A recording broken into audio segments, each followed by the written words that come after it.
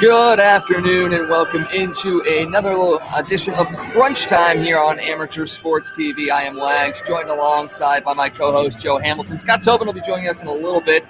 And yes, as you hear in the background, we are on location today. We actually got a chance to get out into the world here in 2021. We're at the Maryville University Center Ice Hockey Complex.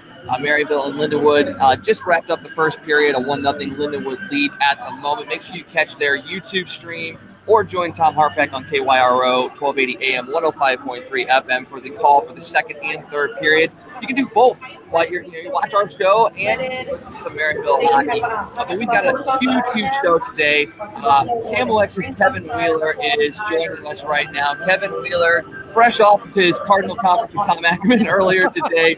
And Kevin, first off, thank you for joining us. And man, you are a busy man right now. I'll take it, man. I take it because a lot of 2020, I wasn't a very busy man. I sat around a lot. So I'll take busy over sitting around any day of the week, man. Thank you guys for having me. Oh, it's absolutely our pleasure. And yeah, 2020 was definitely a year of change for all of us. Don't want to dig up the past because that's what it is. But what has it been like to essentially go back home to KMOX? It's like being in a time machine, man. I was like, if you flash back, it was, 7 years ago? Yeah, 7 years ago around that time, around when I left. And it's weird because you come back and it's almost all the same people. Like nobody's changed, then nobody looks like they've aged a minute either. I mean, it really is kind of awesome. These were people that, became my St. Louis family when I moved here. And it's so cool to be like back around, Carol Daniel and Mark Reardon and my boss, Steve Moore. Like these are all these same people. Ben Boyd is, of course, a staple over at KMOX on the sports side with us. It is pretty cool being back at a place because, that's not usually how it goes in our business, right? Normally you leave someplace and they're like, okay, fine, see ya, you're never coming back. But they were cool enough to let me back in the door. Yeah, and you and Tom Ackerman, who we had on last week, he was on for the 5th time last week on our show. You guys have done an amazing job bringing sports coverage to fans in really a variety of ways this past year. What can we look forward to this year over at KMOX? Hopefully a regular Cardinal season. That's the big hope right now is that we don't have too many disruptions or delays. We don't know for sure whether spring training's happening on time or not, but it does sound like it. I mean, kind of the way that the vibes we're getting from the MLBPA and Major League Baseball are that they're going to plan on starting as scheduled because that's what the CBA calls for. So I can say that's probably the number one thing that we're hoping for. Other than that, man, we'll just keep doing our thing. We'll keep, doing the conference shows on Mondays with Tom and I, and then we'll, of course, fill out sports on a Sunday morning with everything that's happening, which thank God, things are happening. Yeah, that's for sure. Kevin, how you doing, man? I was the one with a question earlier. Everything's smooth, man. We're good. We got a lot of sports going on, so I'm cool. Yeah, I'm excited about it. Let's move into the NFL. It was definitely a wild card weekend for sure. Some upsets, some blowouts. Which outcome was the one that surprised you the most? That's a good question. I think what surprised me the most, wasn't really an outcome, but it was the way that it happened. I was surprised at just how bad Seattle was on the offensive side of the football. And I know the Rams defense is really good. I mean, there's a reason why their defensive coordinator is getting mentioned already, even though he's really young, getting mentioned already for head coaching possibilities. They're very talented on the defensive side of the ball too. But I mean, Seattle has Russell Wilson, and their response to losing. I see Pete Carroll today. We need to run the ball more. We need to establish the run. No, you need to put the ball in your best players' hands. You need to let Russell Wilson win games for you and not try to dictate things on the ground. And as great a coach as Pete Carroll has been, it's one of the themes I took out of this weekend is the stubborn coaches that don't want to come into the modern world are the ones that are losing playoff games. We watched that happen with Mike Tomlin, and I love Mike Tomlin. I think he is a great coach, but his logic there is no logic to, being down a couple of scores late and on a 4th and 2 punting from midfield. Like, this doesn't make any sense. And you've got a Hall of Fame quarterback and 4 outstanding wide receivers and a pretty damn good running back and a decent tight end too. Like, you've got weapons. You're giving the game away. So they were like that. I think Vrabel was a little bit like that with Tennessee this weekend too. And I think the teams that have a little bit more advanced way of processing things and of putting their game plans together are the ones that moved on. Now, Joe here has he picked the Bills to represent the AFC in the Super Bowl when we made our preseason predictions. Given how much of a test Indy gave them, do you see them still being a team that can scare Kansas City? Yeah, I think so. Indy's a pretty good defensive team. Number one, number two. I don't Phillip Rivers is not elite anymore, but he's still a pretty good player. But they have a really quality ground game there too with Taylor and Hines. I think, they're built to kind of, keep a game close and not get blown out. I think the Colts are a solid team. Super team, but solid team. Doesn't really change what I think about the potential matchup with Buffalo and Kansas City. And it's funny, I kind of feel about the Chiefs, and I'll throw the Packers in this too. Chiefs and Packers, to me, are a lot like Alabama going into the championship game tonight.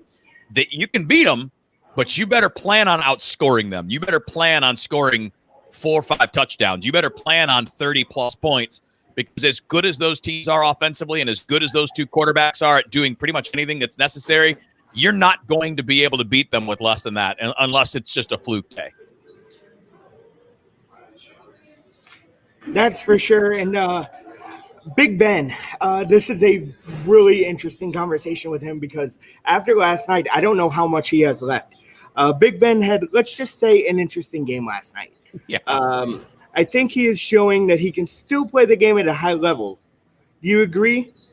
And what does Pittsburgh need to address in the offseason to improve on somewhat flawed 12-4 team?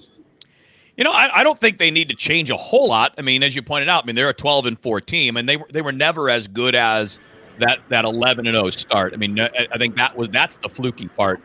They're probably a solid 11-12 win team, and if it had been more of a balanced season rather than a front-heavy season, then I don't think the concern would be as great, right? If you had spread those losses out and it wasn't 4 losses in the last 5 regular season games, then being eliminated in the playoffs. If you spread those losses out a little bit, I don't think there's as much concern. But as it is now, it looks like a collapse, right?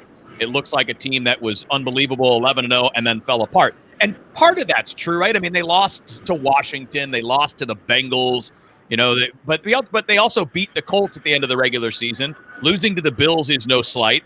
And losing that last game didn't really matter. I mean, I don't even count that 4th loss, that's week 17, because they sat Ben and a couple other big starters against the Browns, and it didn't matter to them. So they definitely have some things they need to be better at. I think they need to get a little better on the offensive line. I do think they need to kind of shrink their numbers a bit in the receiver game. I think they're trying to feed too many people, and that's a hard thing to do.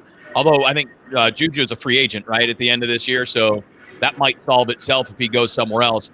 I think but they do have a legitimate question, not only now but very soon, if not now, is to how much more can you place on Roethlisberger's shoulders, and when do you start to think about drafting his replacement? When do you think about, is it this year? Is there going to be a guy at the bottom of the first round that you think is going to be that guy? I'm not sure that guy's there, by the way. I think the real good ones are going to be gone before they come around.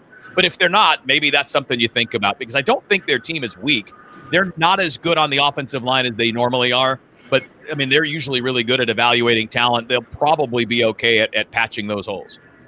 Yeah, and the one thing that I noticed was the running game just was not there yesterday, especially. And they got rid of Le'Veon Bell. Obviously, that's he's kind of fallen off a little bit. James Conner has really fallen off as well. You talk about the offensive line. That's got to be what they address going forward. And a team that actually has a pretty good run game is the Baltimore Ravens. We saw that yesterday with Lamar Jackson. Now, the Ravens danced on the Titans logo at midfield after that Marcus Peters interception, and then they essentially ran off the field after the game. We know there's a bit of a history in this budding rivalry, but what do you make of that whole situation?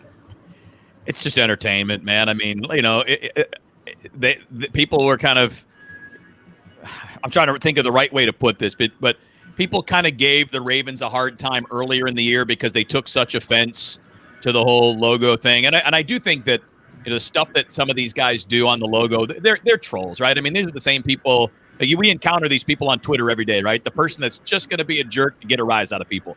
And if you want to play that game, that's great, but you better back it up. And, the Ravens backed it up with the results, and they did it after the fact, not in advance of things. I don't typically like the instigators in things like those, in those situations, because to me, you're asking for trouble that doesn't need to be there. But if you feel like you just got the last word against somebody that maybe picked the fight and you finished the fight, dance on their grave a little bit. I mean, come on, I went to the U. I can't complain too much about stuff like that. That's very, very true. Before we move on to the divisional round, what game in your mind over this weekend was the best game? Best in terms of quality or most entertaining? How about one of each?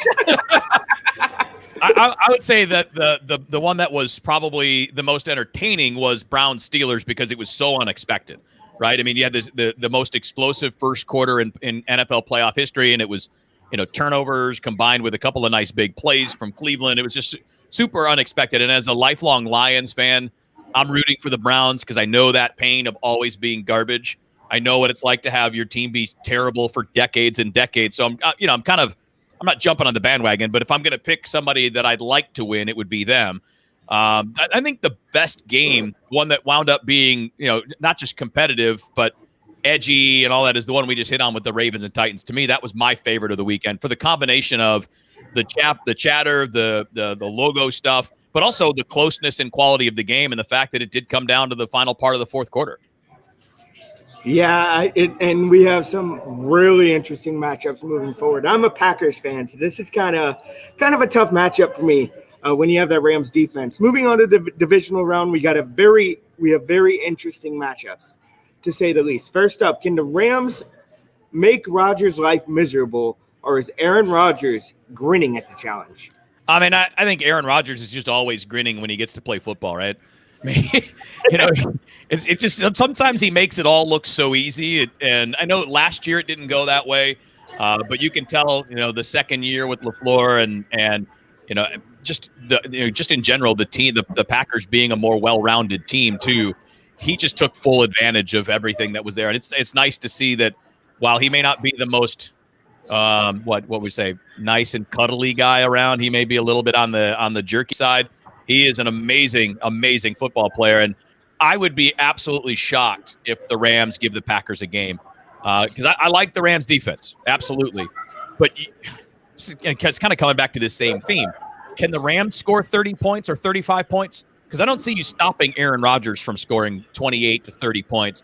And, with the way Jared Goff looks and the injury again to John Wolford, and the crazy thing is, Wolford was actually their first choice this weekend. Obviously, the thumb with Goff comes into it, but Goff was awful down the stretch. He was awful in the second half of the season. And I don't see how they're going to be able to flip that switch. Green Bay's offense is just too good.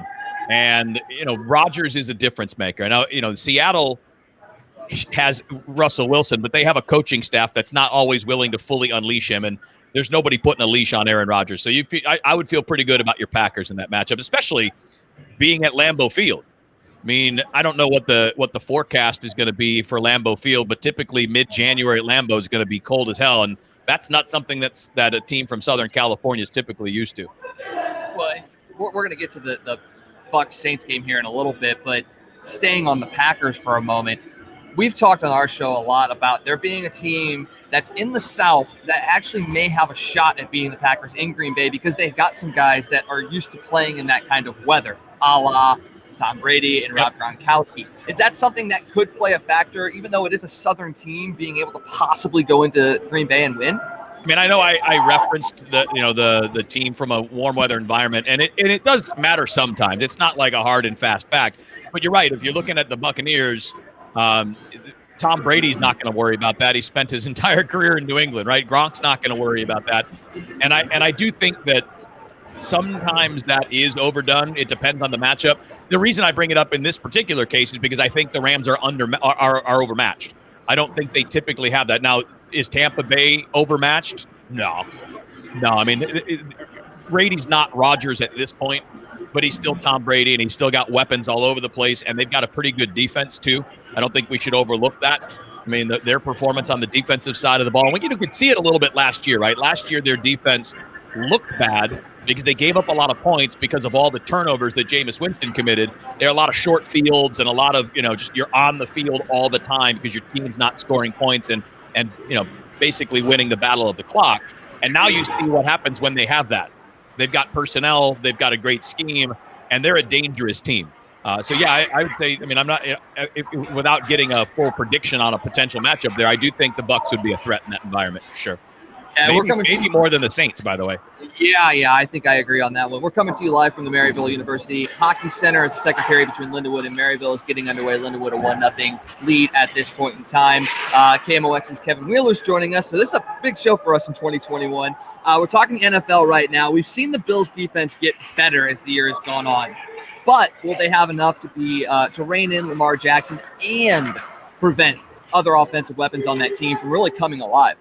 Yeah, I think one of the keys, if you're playing Baltimore, this is stupid because it's basically a key in any game. But if you can jump out to a lead, you get into a better space. And it can't. I'm not talking about a touchdown lead. If you can jump out there 10, 14 points and put the Ravens in a position where they have to run less and throw more, you're definitely in the right place. But it's hard to do because, even if you do it, it's not like their running game is 3 yards in a cloud of dust, right? You've got two outstanding running backs that are very different and provide different skill sets, but you also have a quarterback like we saw this weekend that can bust off 50, 60-yard runs. So running for them is not necessarily just by design. It can be, but it's also if things go wrong on a pass play. So they're not a traditional quote unquote hand the ball off running team. They're a non-traditional running team that can bring the quarterback's special skills there.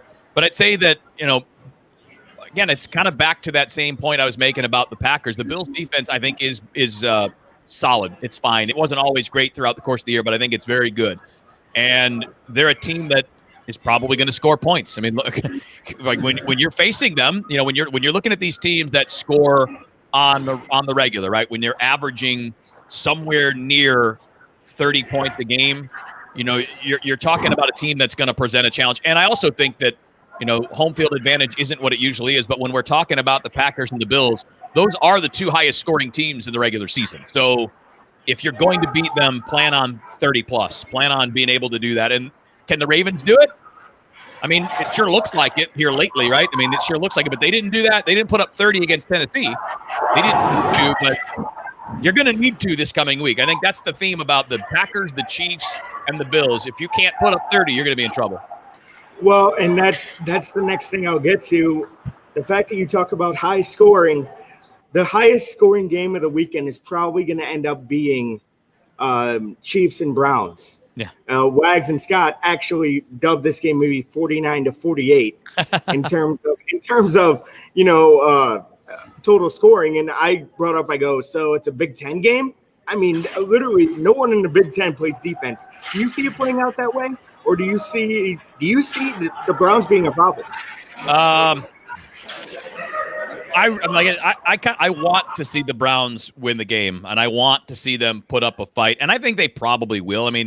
Let's be honest. The Chiefs are amazing, and they're the defending Super Bowl champions, and they deserve every bit of praise they get. But they're not a juggernaut either. It's not like they were blowing teams out in the last 6 or 7 weeks of the season. If I'm looking at basically once you got past the midway point, game against the Panthers was a 2-point game. The Raiders was a 4-point game. The Bucs was a 3-point game. Broncos was a 5-point game. Dolphins was a 6-point game. Saints was a 3-point game. Falcons was a 3-point game. They haven't been as dominant in the second half of the year as they were early and as they were last year. So I don't want to make it out like I think Kansas City is some kind of unstoppable force. I think they can be beaten, but I'm not. And certainly whether it was the Steelers, Browns, no matter who we're going to end up playing, Ravens, whatever, I'm going to be picking the Chiefs coming into this week. And I do think high scoring is fair. Vegas has it at 56, I think, right now. So I would expect it to be somewhere in that range. I'd probably go a bit over if it were me, especially considering some of the defensive problems that you might be running into. There are ways to throw the ball against both of these teams, put it that way. Finally, we've got Brady, Breeze, 3. Saints defense has been so good this year, especially against Brady. But this is the playoffs. This is Brady time. Whose storybook ending is about to be ruined? I have no idea. That's the one game this week that I don't have a good feel for.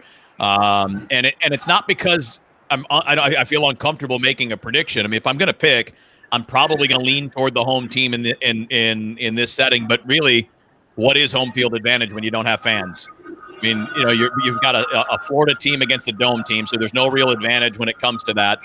You've got two great quarterbacks. I will say, I think Tom Brady's playing better football than Drew Brees is right now. Ever since Brees came back from the injury, it's not bad, but it's not been Brees, right? I mean, it's not been as consistent and as explosive as it was early in the year or as you normally would expect. So if I'm picking it today, I'm probably going to slightly lean towards the Buccaneers. And also, if you look at the Saints, they've not had a lot of luck with keeping their pass receivers healthy this year. Tampa Bay's guys are all kind of coming around right now. It feels like they're in a pretty good place with all of their guys. And even if Evans is still banged up, Godwin and Brown and Gronk still give you plenty to work with. I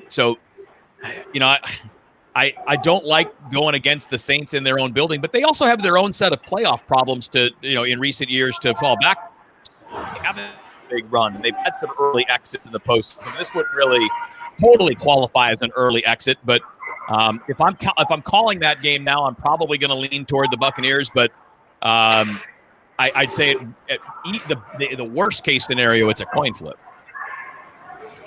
Yeah, that's for sure. And if you could watch one game this weekend, and let's say you could only watch one game this weekend, what's it going to be? The most entertaining matchup to me looks like Ravens-Bills. Just the tools that the two quarterbacks bring to the table, the ability that they both have to do something fun with their legs and with their arm. That's probably the one that's setting up, at least in advance, to be the most entertaining. If I pick number two, probably Browns and Chiefs, just because I'm going to root for the Browns as the lovable loser finally getting their crack at making a deep playoff run.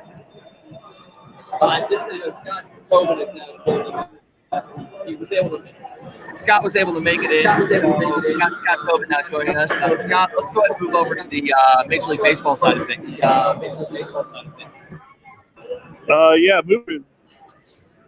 Moving over to the MLB.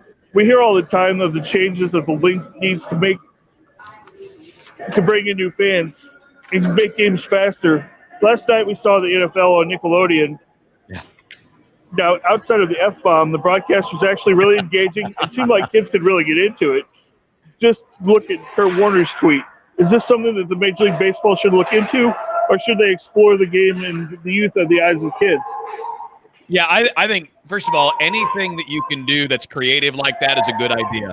If I'm Major League Baseball and I see that happening with an NFL playoff game, I would absolutely be thinking about trying to do something like that, whether it's regular season or playoff. Again, you don't have to do it all the time. It doesn't have to be a regular thing, but I do think you want to push the boundaries and maybe try to find some things that would be entertaining for people that are on the fringes, right? I mean, where the NFL wins over Major League Baseball is that people that are not diehard sports fans watch football because it's convenient.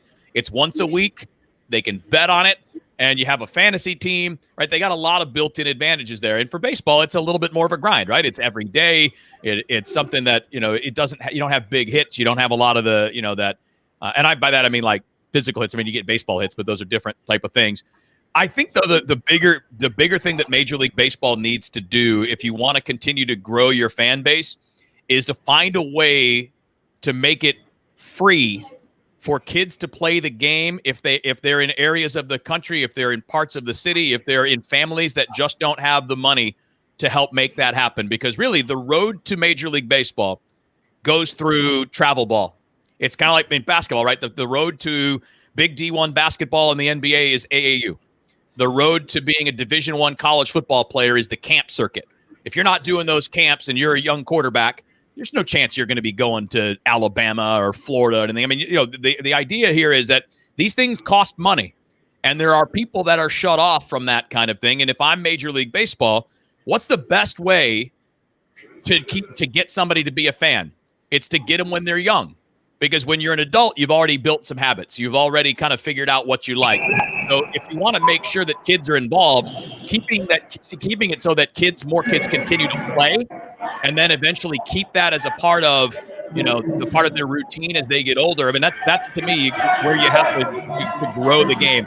All this stuff with pitch clocks and speeding up the action, all that. I mean, listen, I hate musicals, right? I hate them. I'll never watch one unless it's South Park. I won't watch it.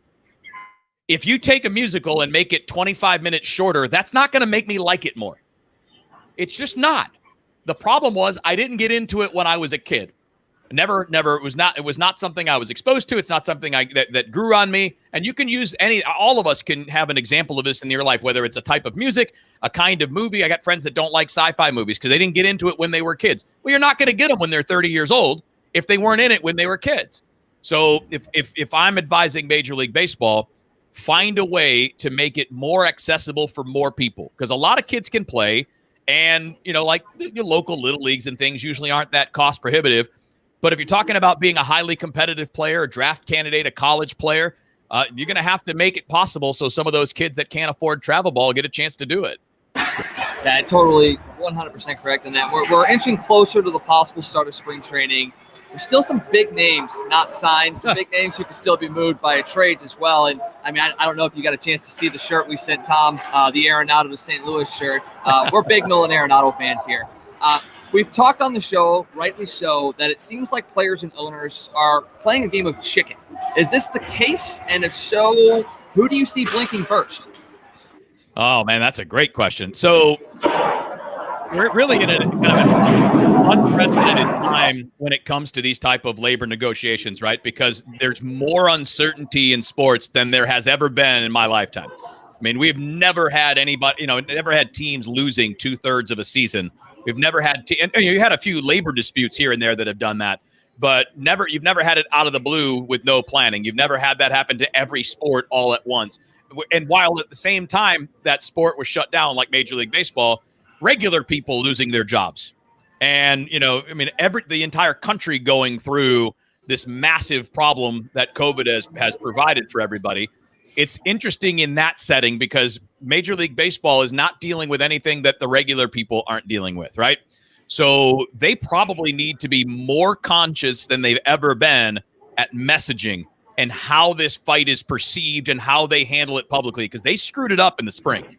They screwed it up during the summer before coming back. They made this thing a big fight back and forth about money. And I'll be honest with you, man, you guys know that. How many people do you know want to hear about that right now? Who wants to hear about that when they're not sure about their own jobs, or their friend, their buddy down the street, or their family member lost a job because the business had to shut down? I mean, nobody wants to hear that stuff now.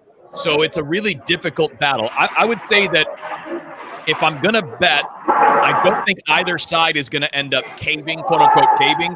But I do think that after losing a bunch of money last year, and then we'll see what happens this year when it comes to fans being in attendance, I don't think owners are going to want to shut the game down again, right? I mean, you're missing on revenue in 2020. You're not selling a single ticket. You didn't sell a single ticket in 2020.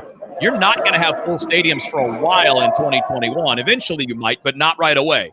So how much more of your revenue do you want to go away? I'd say they have pretty good. Now, again, players face that same thing, right? They want to make money, but they don't have, the mortgage to pay on a stadium. They don't have to worry about all this other stuff in another year. And what do owners of teams care about? Their business. Who wants their business shut down for 3 straight years or parts of 3 straight years? So I don't think anybody's going to blink, and I don't think anybody's going to get creamed in this battle. I think they're going to end up finding a middle ground. But I'd say that ownership probably has as much incentive as players, given how much revenue they've missed out on already these last 10, 11 months.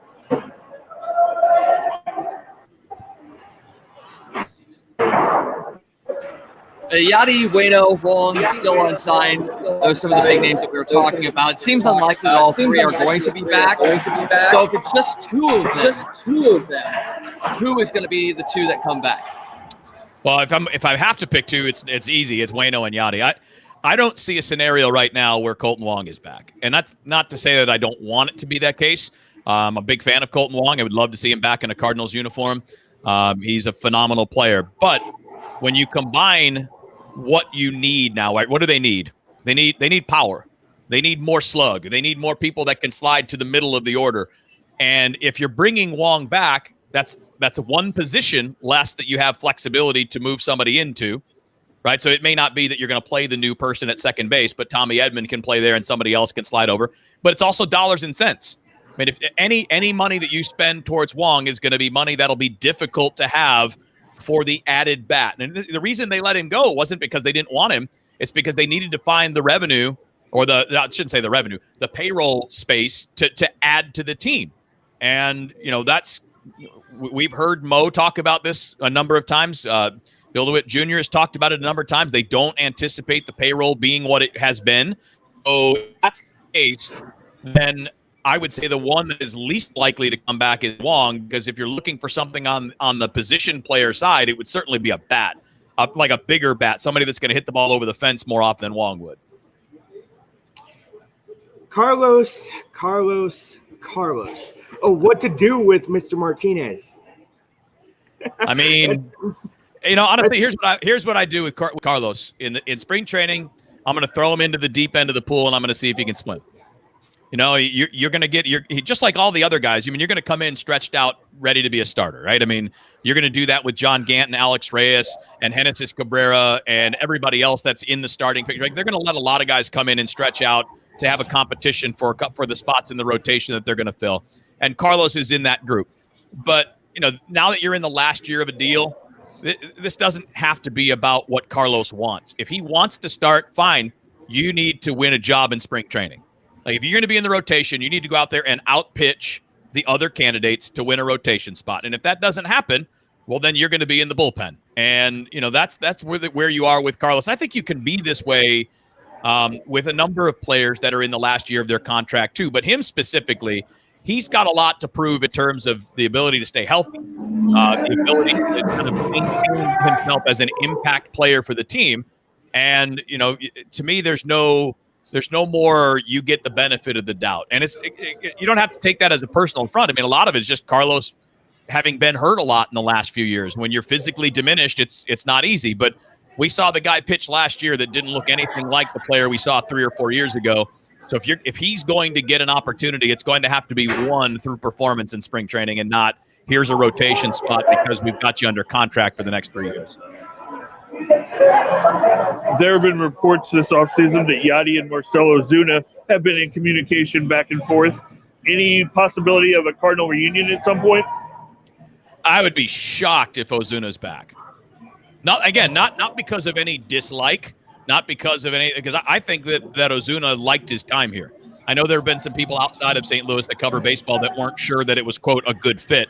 Well, I mean, the only thing that didn't fit was that he wasn't the player that he was in Miami, in part because he was physically diminished for a couple of those years, especially the first of those 2 years. I mean, that shoulder was a bigger problem than we thought. And, maybe he contributed to that by not taking some of the rehab seriously enough. But I don't think it would be because it was a bad experience that he wouldn't end up here. I'm just going by what he's probably going to be able to command in free agency, even on a 1-year deal. I mean, in a normal circumstance, in a normal offseason where we're not worried about ticket sales and all that, I don't think that money would be an issue. But I think it's an issue for a lot of teams right now, which is why all of these guys are still out there. I mean, we last week I talked about the Lindor trade. Think about that, man. 29 other teams could have traded for Lindor. And the fact that Cleveland accepted the deal from the Mets tells you that was probably the best offer. And it's not a great offer. I mean, the deal that the Cubs made to get rid of Darvish, I mean, that's 3 teenagers and a 20-year-old and a back-of-the-rotation salary dump in Zach Davies, right? A money offset for a guy that almost won the Cy Young this year. And I talked to my buddy Dave Kaplan from Chicago, who works on the ESPN affiliate up there, and he works for NBC Sports on the TV side. And he said the Cubs called every team in baseball about Darvish, and that was the only deal they could make. It was the only deal they could make for a top-of-the-rotation starter with only 2 years left on a contract. Now, it's big money, but that's the point. The money is a problem for almost everybody right now. So, teams that are in a position to spend a little bit more at the moment are probably the ones that are going to end up with Ozuna, because he's coming off a huge year, and I just don't see him taking 10, 12, 15, 16 million. I mean, I think he's still looking at 20 million or so. And, the Braves still need him as much as anybody. He was a big part of their success last year. And I know it sucks to hear that, right? I mean, if you're a Cardinals fan, you don't want to hear that money's an obstacle for a middle-of-the-order bat. But, I think it's the reality. Whether we like it or not, that's the reality. They're going to be tight with their money this year. And then we'll see what happens next year. Well, I was thinking, when the Dodgers were making their big moves, and then you saw the Yankees making their big moves, and at the time the Cubs were making their big moves, it was because they had started their own, networks in a sense. But you're starting to see that struggle a little bit, and then you're starting to see teams like San Diego and now the Mets be a part of the spending group. Yeah. Is that something that's now kind of going by the wayside? It's not necessarily about having your own network. Now it's about having like a deep pockets owner. Well, that's just a start, right? The Yankees do pretty well because they own their own network, right? The Red Sox do pretty well because they own their own network. So that's still advantageous. The problem for the Cubs, for example, is they started their own network. They've taken on a lot of construction projects in Wrigleyville around the stadium, and all of that happened right around the same time that COVID hit and cost them the ability to sell 33,000 tickets a game, right? They don't have as many per game as the Cardinals, but that's just because Wrigley's smaller, right? They sell that place out too, and when you look at where they are now, I think a lot of their problem is all the stuff that they spent money on, thinking this would be normal business as usual. And then, of course, you get the COVID thing that pops up and it kicks everybody in the ass. And now on top of that, the Cubs have a lot of debt. And I'm not excusing them, by the way. You own a team in the third biggest city in the country. The reason you started your own network is not to make profit now or next year, but to rake in money for the next 25 years. That is a long-term thing and not a short-term thing. So I'm not defending any of these teams for what they're doing, but the Mets are unique, right? Their new owner, Cohen, is richer by himself than the next three owners are combined. So he's number one as the wealthiest owner in baseball. Take 2, 3, and 4 combined. They don't add up to Cohen's net worth. So he's got more personal firepower. He's got the desire to change the storyline there, because what have the Mets been for the last 10 or 15 years? Other than a couple-year run, right? Other than the year or two where they made a run against the Cubs in the playoff. Other than that, they've been an underachiever for more than a decade. Ever since the Wilpons got swindled by Bernie Madoff, they've been a lower-tier team in the number one market in the country.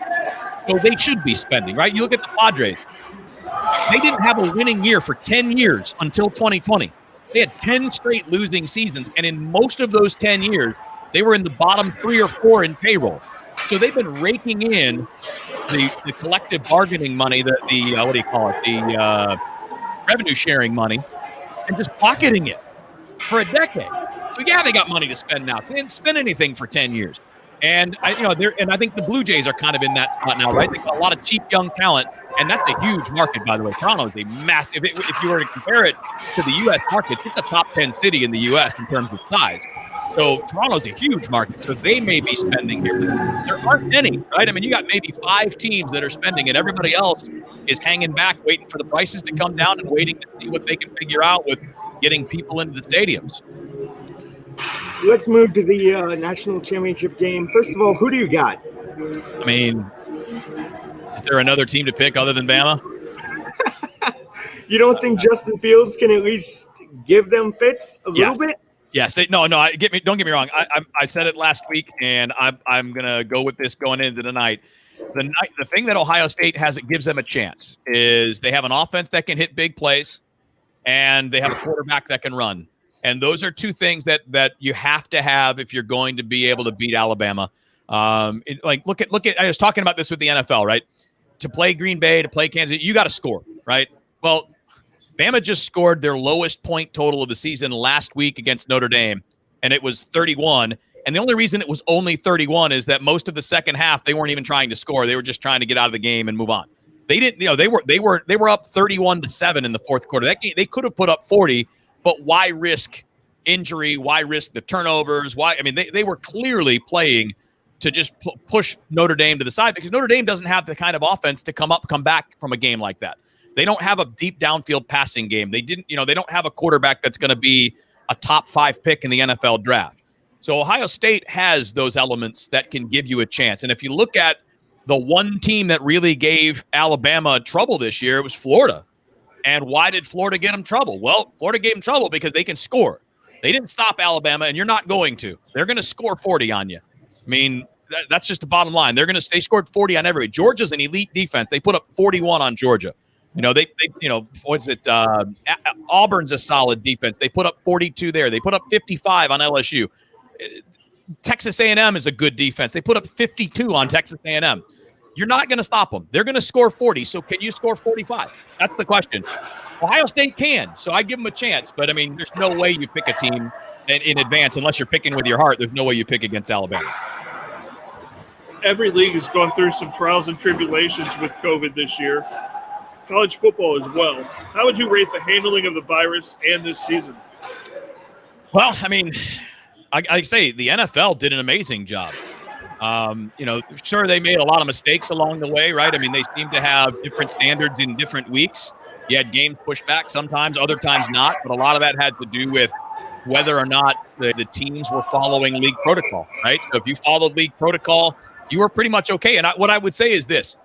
What the NFL proved this year is that the protocols work. They work. If you socially distance, because what they did in all these facilities, right? They kept everybody apart. And oh, by the way, while you're in the building, you had to wear a mask. And if you fined, and if you did, and if the team didn't, the team and the owner got fined. We're not talking about $50. We're talking about hundreds of thousands of dollars. But NFL players followed protocols, at least while they were at facilities, and that kept things from getting out of hand. And we saw with the Cardinals, right? Cardinals and Marlins learned from this. They didn't necessarily flagrantly break the rules, but even as they put it, they got a little too relaxed. And as soon as they got relaxed, COVID slips in, and now you're shut down for 17 days. And that didn't happen to NFL teams, in part because the way the games are, you don't play every day, right? I mean, it's a lot different when, on some days you're just at home doing Zoom meetings, doing meetings like we're doing right now, right? You got, pictures all over the screen. That's how they got ready for a lot of it. But the NFL showed that if you follow the plan and you pay attention to the protocols, you can do this. The SEC did the same thing, right? I think that's my lesson. And hopefully this is the lesson that the NBA and the NHL take on. And hopefully it's the lesson that baseball continues with going into April. Is that if you get all your guys on the same page and everybody is focused on making sure that you're not going to miss time and hurt your team, you can do it. I mean, look, the NFL just went through 5 months, didn't have to lose a single game. Games got moved around. Some teams lost games because of outbreaks, and they didn't have Denver didn't have a quarterback, as an example. But by everybody following the protocols, more often than not, you were able to overcome the bigger problems, right? You didn't have to shut anybody down for 2 weeks like baseball did. And by the way, after the Cardinals and Marlins taught everybody that lesson, didn't happen in baseball either. So I think that's my biggest takeaway from playing in the COVID years is if you follow the protocols, it works. And if you don't, you see what happens in college, right? College kids are less reliable than professional athletes. In the NFL, your check is on the line. You're a grown-ass man, as they like to say. You're a grown-ass man with wife and kids, and you got responsibilities, and you understand it. When you're a college kid, you're probably, A, not as disciplined about it, and B, you also are surrounded by 40,000 other college kids who are definitely not responsible, who are definitely not paying attention to the rules, right? I mean, there's parties everywhere. We saw this throughout the entire school year. And what you found with the NFL, look at Alabama as an example. They never had a problem. They had a couple of positives here and there, but they never had a widespread problem. Why? Because they stayed disciplined, because they followed the rules, because their coach is one of the best, and they will listen to anything that Nick Saban says. And I think the NFL taught us that lesson too. That is for sure, and hopefully with other sports coming back, they can follow the NFL's rule.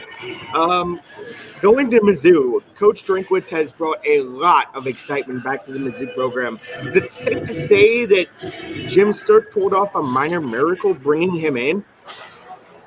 Well, first of all, I think what we learned this year is that it was a good hire. I'm not going to go so far yet as to say he's going to be an elite coach or the Mizzou's on their way, but I'm going to tell you right now, for a first year under these circumstances, coming from where the program was before he got on campus, that was a heck of a first year for Coach Drink. I mean, like he did a really good job.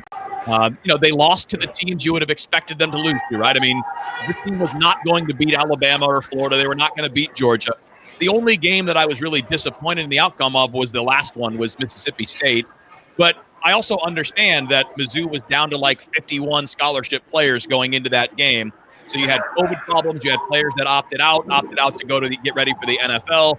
So I'm not really going to judge that one. But to me, that's the only one that was disappointing, right? To give up 52 to Mississippi State and lose the way they did when they had a chance to have a winning season was disappointing. But it's not something I would criticize the coach for. It was just bad circumstance all around. I think what they got in Drink is a guy that has the right personality to lead a program. He's got the energy to get out and recruit. And the next step is, can you get the big recruits? And specifically, can you get the big recruits in Kansas City and St. Louis to stay home? I mean, that would be a key. Because, Mizzou's not the program that's going to go take guys away from the Florida schools down in Florida or Georgia. They're not going to get that many big-time recruits from Texas. If big-time recruits are popping up in Kansas City and St. Louis, those are the guys you got to get. Connecting the NFL and college football, what do you make of the Urban Meyer rumors to Jacksonville? And does it possibly put Trevor Lawrence on alert that Justin Fields might get taken ahead of him in the draft? Maybe. I don't think so. I mean, I think that Urban Meyer hasn't been at Ohio State in a few years now, so I'm not sure that would be the way that Jacksonville would go. But it's possible. I mean, coming into the year, it was kind of like a 1A, 1B situation, right? I mean, but I think Lawrence he's a once in a lifetime. Well, I shouldn't say that. He's a once in a decade type arm talent, right? I mean, the last guy that was this much of a sure thing coming out was Andrew Luck, and we know he retired, but before he retired, Andrew Luck was the real deal when he was healthy. But the guy that not only won a lot and won a national championship and was playing in the playoffs every year of his college career, but he was massively productive. He's big. He runs well. He's got arm strength out the wazoo, man. I mean, there aren't many NFL quarterbacks that have a better arm than he has. So he's kind of that unicorn that goes number one no matter what. But the Urban Meyer thing is interesting to me for a couple of reasons. I mean, one, it's very clear that Urban is a creative offensive mind. He's always found a way to be kind of at the front end and innovating on offense.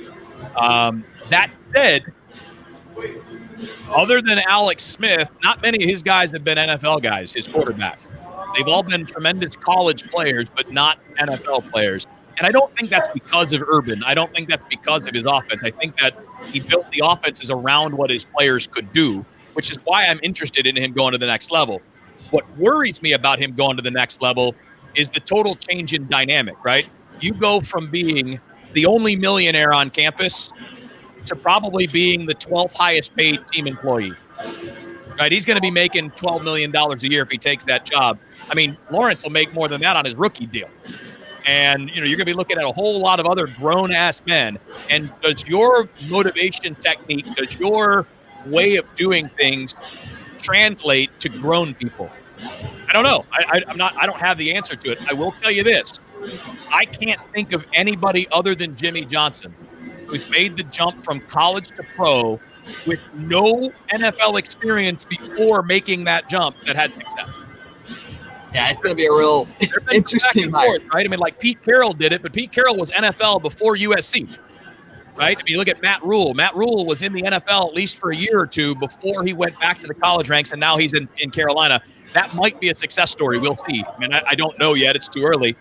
But he at least had some NFL background, right? Cliff Kingsbury at least played a little bit in the NFL, but he seems to be overmatched by the magnitude of Sunday football, too, especially when it comes to offensive play calling.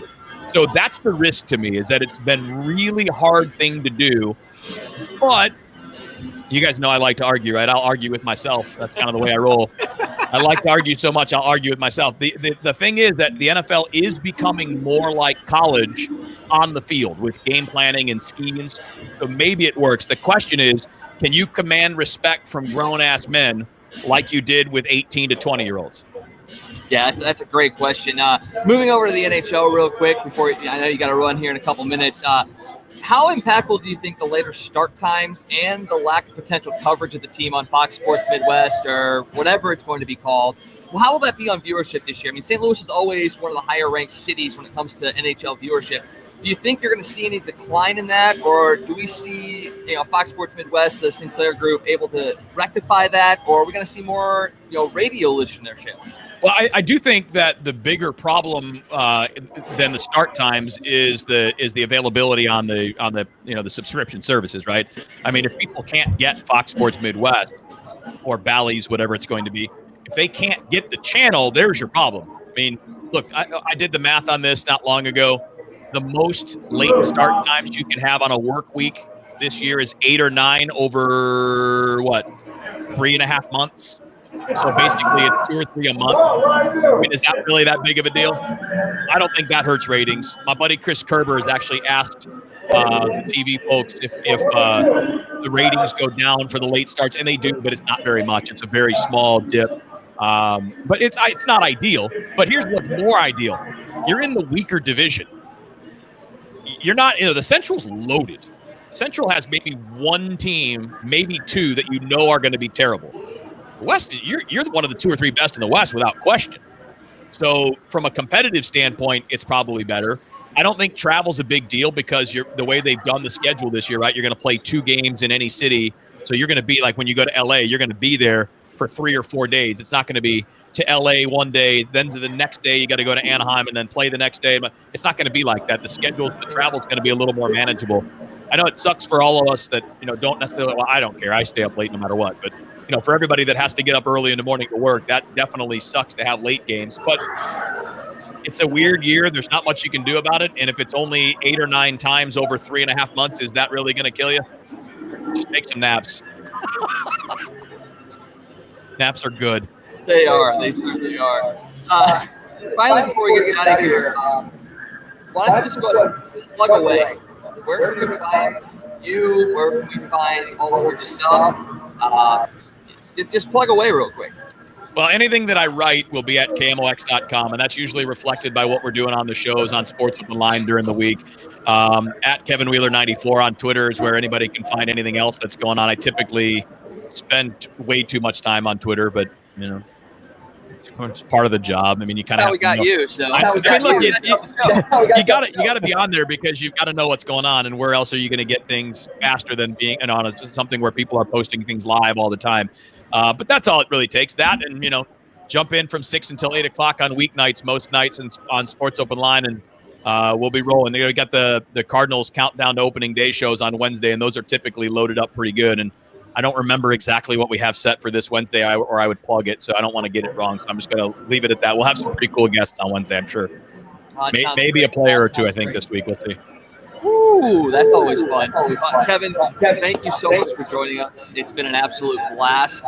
We hope we can get you on again sometime soon. But once again, just thank you for joining us. Glad to do it, man. You guys ask. I'm sure we'll be able to figure it out. That we will. That's Kevin Wheeler from KMOX joining us today here on Crunch Time.